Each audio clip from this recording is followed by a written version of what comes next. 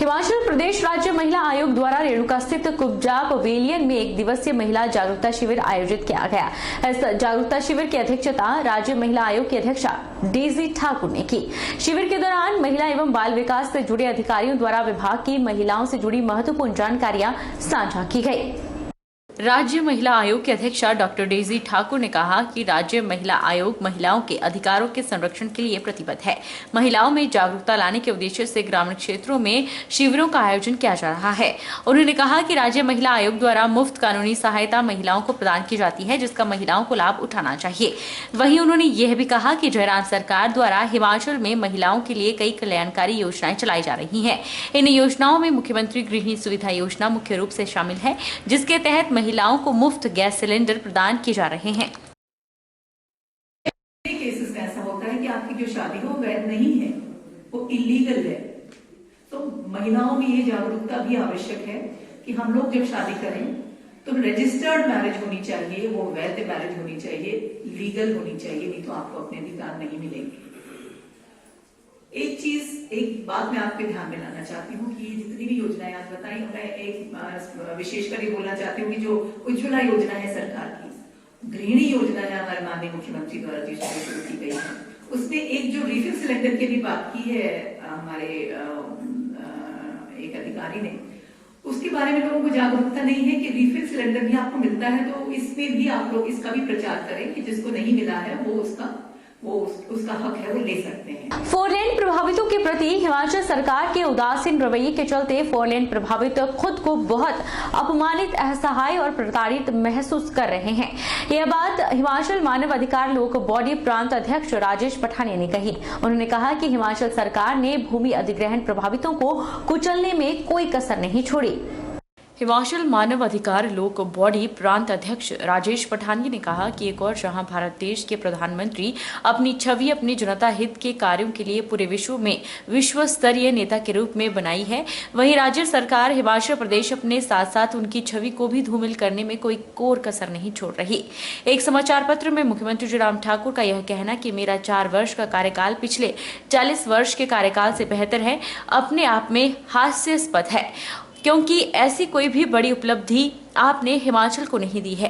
हिमाचल को सबसे बड़ी सौगात सबसे बड़े और महंगे प्रोजेक्ट 4 लेन के थे, जिसमें आपकी नीतियों ने जनता का बंटाधार कर दिया है। ना आपके पास इन प्रोजेक्टों को आगे बढ़ाने के लिए कोई ठोस नीति है, ना कोई कार्यप्रणाली है और ना ही आंतरिक इच्छा है, क्योंकि पिछले 4 वर्षों से बाकियों का तो पता नहीं, लेकिन हिमाचल सरकार ने भूमि अधिग्रहण प्रभावितों को कुचलने में कोई कसर नहीं छोड़ी।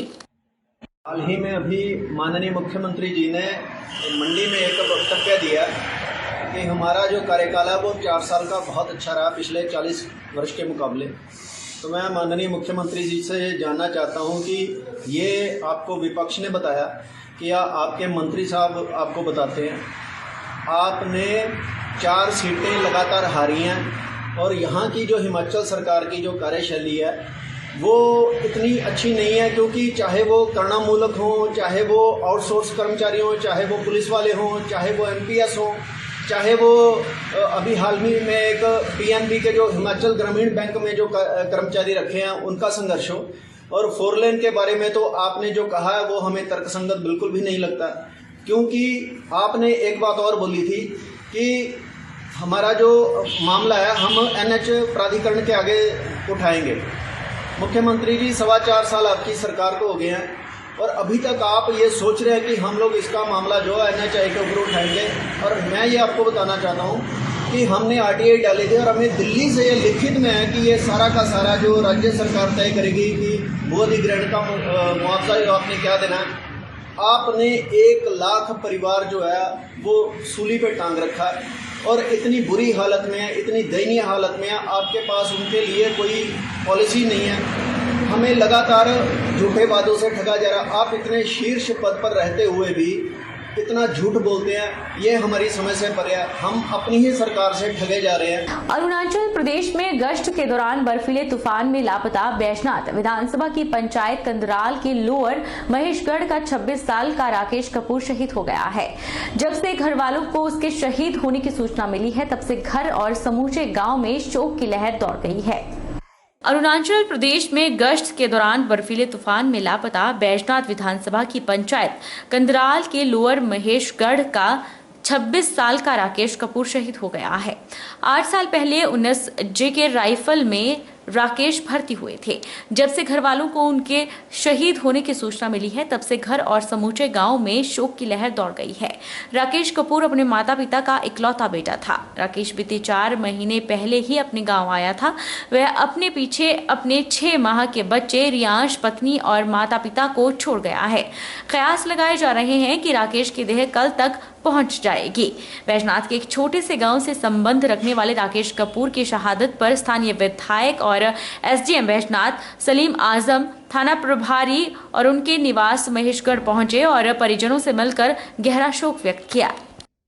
हमारे बैजनाथ सब डिवीजन का एक लड़का राकेश सिंह, जो कि कंदराल पंचायत से है, खबर मिली है कि वो शहीद हो गया अवलांच में आने से, और उसकी बॉडी को रेस्क्यू किया गया है। और उसी उपलक्ष्य में मैं इनके माँ बाप के घर आया था उसके, और इनको सांत्वना दी और ये रूट देखा है किस रास्ते से उनकी डेड बॉडी लाई जाएगी, और राजकीय सम्मान के साथ जो मिलिट्री का प्रोटोकॉल है उसके हिसाब से जो है उसका अंतिम संस्कार किया जाएगा। विश्व के मानचित्र पर फार्मा हब के नाम से मशहूर औद्योगिक क्षेत्र बद्दी में महिला कामगार अब सुरक्षित दिखाई नहीं दे रही। बद्दी के मोरपिन दवा कंपनी में काम करने वाली युवती का एक व्यक्ति ने चाकू की नोक पर दुराचार किया है।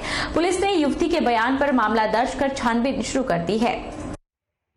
विश्व के मानचित्र पर फार्मा हब के नाम से मशहूर औद्योगिक क्षेत्र बद्दी में महिला कामगार अब सुरक्षित दिखाई नहीं दे रही। दवा कंपनी में तैनात कुल्लू जिले की 23 वर्षीय युवती अपनी सहेली के साथ अपने कमरे जा रही थी।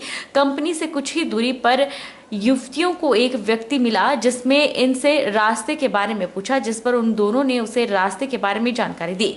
इस बीच व्यक्ति ने जेब से चाकू निकालकर युवती की गर्दन पर रख दिया और दूसरी को कहा कि अगर शोर मचाया तो वे उसकी जान ले लेगा।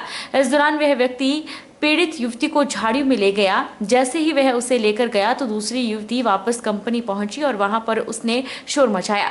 कंपनी के कुछ लोग इकट्ठा होकर जब तक मौके पर पहुंचे तब तक व्यक्ति दुराचार को अंजाम देकर फरार हो गया। पीड़ित युवती ने बीती बद्दी महिला पुलिस को सुनाई। उसने बताया कि वह व्यक्ति को नहीं जानती है। पुलिस ने मेडिकल कराने के बाद अज्ञात व्यक्ति के खिलाफ मामला दर्ज कर लिया है। DSP बद्दी नवदीप सिंह ने मामले की पुष्टि की है। में केस रजिस्टर हुआ है कल शाम को रेप का 376506-323 में। तो उसमें अभी केस इन्वेस्टिगेशन आगे चल रही है। स्पॉट आइडेंटिफाई किया गया है, वहाँ पे फॉरेंसिक टीम ने विजिट भी किया है। उसमें इन्वेस्टिगेशन अभी चल रही है आगे। सर कहाँ से कहाँ को जा रही थी ये लड़की? ये सारे इन्वेस्टिगेशन के फैक्ट्स हैं अभी। हालांकि जो एलिज किया गया है मॉर्पिन रोड के आसपास जैसा आपने बताया वैसा है। उसके अलावा हम अभी इसको वो कर रहे हैं, मार्क कर रहे हैं चीज़ों में कहाँ कहाँ क्या हुआ। इसके अलावा ये भी एक चीज़ है कि काफ़ी सारी र्यूमर्स इस केस को लेके चल रही हैं कि काफ़ी सारी थ्योरीज को लेकर लोग आगे आ रहे हैं। तो हम सब चीज़ों को खंडन करते हैं, ऐसी कोई बात नहीं है। फिलहाल इन्वेस्टिगेशन पॉइंट ऑफ व्यू से हम ज़्यादा रिवील नहीं कर पाएंगे। जल्दी लोगों को पकड़ लिया जाएगा। सिरमौर जिला में कोरोना संक्रमितों की सेहत में तेजी से सुधार हो रहा है। जिला में पॉजिटिविटी रेट 10% से घटकर अब 1% तक पहुंच गया है। जिला में जनवरी महीने के मध्य में एक्टिव मामलों की संख्या 1800 का आंकड़ा पार कर गई थी, लेकिन अब संक्रमितों की संख्या में तेजी से गिरावट दर्ज हो रही है। सिरमौर जिला में कोरोना संक्रमितों की सेहत में तेजी से सुधार हो रहा है। कार्यकारी मुख्य चिकित्सा अधिकारी सिरमौर डॉक्टर निसार अहमद ने बताया कि सिरमौर जिला में कोरोना के एक्टिव मामलों की संख्या घटकर मात्र 215 रह गई है। जिला में कोरोना संक्रमितों की सेहत में तेजी से सुधार हो रहा है और संक्रमित लोगों पर स्वास्थ्य विभाग पूरी नजर रखे हुए है। उन्होंने कहा कि आशा कार्यकर्ताओं की मदद से संक्रमितों तक हर संभव सहायता पहुंचाई जा रही है, साथ ही लोगों को जागरूक भी किया जा रहा है। डॉक्टर निसार अहमद ने बताया कि मौजूदा समय में सिरमौर जिला में 215 संक्रमित लोगों में से 201 लोग होम आइसोलेशन में हैं, जबकि 14 लोग विभिन्न अस्पतालों में उपचाराधीन हैं। अभी तक जो सिरमौर में है वो कुल टेस्टिंग हुई है वो 3,06,689 कुल इतने लोगों की टेस्टिंग हुई है, जिसमें से 19,551 पॉजिटिव आए हैं। अभी एक्टिव केसेस 215 हैं जो पॉजिटिव आए हैं, उनका 1.1% बनता है। इसमें से कुछ लोग हॉस्पिटलाइज्ड हैं। अभी जैसे कि मेडिकल कॉलेज में 8 हैं, CH सराहा में 4 हैं, पौंटा में 2 हैं और बाकी टोटल ये 14 केसेज हैं, है ना। और बाकी ये 215 में से जो होम आइसोलेशन में हैं वो 201। बुजुर्गों की सेवा के लिए समर्पित हेल्पेज इंडिया संस्था के द्वारा देश और प्रदेश भर में कोरोना वॉरियर्स को मास्क बांटे जा रहे हैं ताकि कोरोना वॉरियर्स बेहतर तरीके से अपनी सेवाएं दे सके। वहीं हेल्पेज इंडिया संस्था के द्वारा मंडी पुलिस को भी 2000 मास्क भेंट किए गए। इस मौके पर ASP मंडी आशीष शर्मा ने प्रमुख रूप से शिरकत की। पुलिस विभाग के लिए ये गर्व का और संतुष्टि का विषय है कि आज एक जानी मानी NGO हेल्पेज इंडिया ने पुलिस विभाग की सेवाओं को अप्रिशिएट करते हुए आज 2000 जो है N95 मास्क हमें दिए हैं। मैं मंडी पुलिस की तरफ से हेल्पेज इंडिया का शुक्रगुजार हूं और आशा करता हूं कि इससे जो हम कोरोना काल में पहले भी सर्विसेज देते रहे हैं, इन फ्यूचर भी हम बढ़िया सर्विसेज दे पाएंगे और हमारे जो फील्ड वर्कर्स हैं, फ्रंटलाइन वर्कर्स हैं, अच्छी ड्यूटी करेंगे और बेहिचक बिना डर के।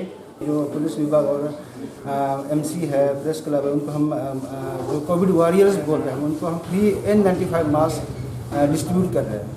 तो जैसे कि आप सभी को मालूम है कि हेल्पेज इंडिया जो है बुजुर्गों के लिए कार्य करती है। तो जैसे अभी कोविड का जो आपका कोविड का जो महामारी आया हुआ है, इसमें हम लोग सभी को ध्यान में रखते हुए ऑल ओवर इंडिया हमने जीवन सुरक्षा करके एक कैंपेन चलाया हुआ है। इस कैंपेन के अंतर्गत हम लोग सभी जो फ्रंटलाइन वर्कर्स हैं उनको हम लोग N95 मास्क डिस्ट्रीब्यूट कर रहे हैं।